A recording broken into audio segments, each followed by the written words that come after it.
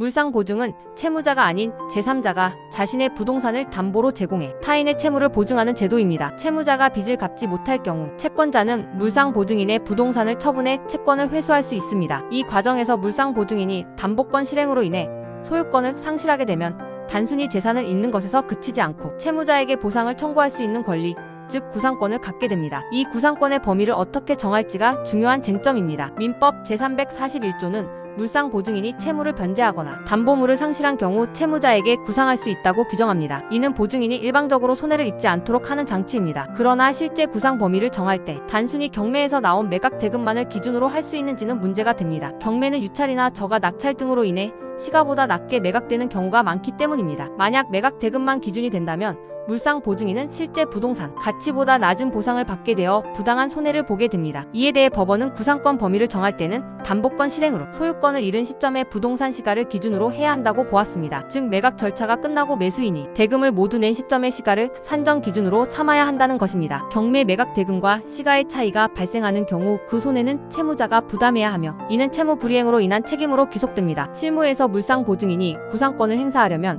부동산 소유권을 상실했음을 입증해야 하며 당시 시가를 입증하기 위해 감정평가서 등의 자료가 필요합니다. 채무자가 이를 인정하지 않으면 민사소송을 통해 청구할 수 있고 법원은 시가를 기준으로 판단하게 됩니다. 대표적인 사례로 부모가 자녀의 대출을 위해 아파트를 담보로 제공했다가 소유권을 잃은 경우가 있습니다. 이 경우 부모는 단순히 경매 낙찰가에 따른 손실만 감수하는 것이 아니라 당시 시가를 기준으로 자녀에게 보상을 청구할 수 있습니다. 결국 물상보증은 가족이나 친척 사이에서 발생하는 경우가 많지만 분쟁 시에는 큰 재산상 손실로 이어질 수 있으므로 신중히 접근해야 하며 구상권 행사 과정에서도 법적 근거와 기준을 정확히 이해하는 것이 필수적입니다.